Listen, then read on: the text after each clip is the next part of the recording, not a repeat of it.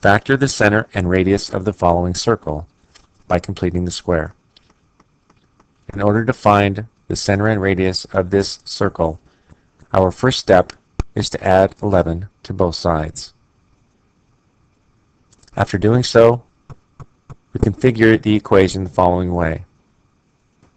We gather the x values and leave a spot for the third value so that we can complete the square. We do likewise for the y's. We will then be adding a number in the blank. When doing so, we must keep the equation balanced. So we will also put the same number here. When we find this number, we will put its value here also, again to keep the equation balanced. To figure out the number that we will be adding here, we will take half of 6 and square it, and that's the value, and that value is 9. Again, when we add 9 to the left side, we must add 9 to the right side. To find this value, we need to take half of -8 and square it, and that is 16. Again, to keep the balance, we need to add 16 on the right also. We will now factor this trinomial,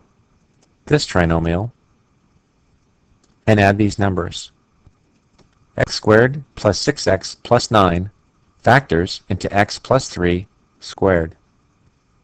Y squared minus 8y plus 16 factors into y minus 4 squared. And 11 plus 9 plus 16 is 36. We now have an equation of a circle that we can get the center and radius from. The center comes from these two places, and the ordered pair will be the opposite of what it appears. In other words, instead of getting a 3 from x plus 3, it is -3, and the y value is 4 from the y minus 4. To get the radius, we simply square root 36, and that gives us a radius of 6.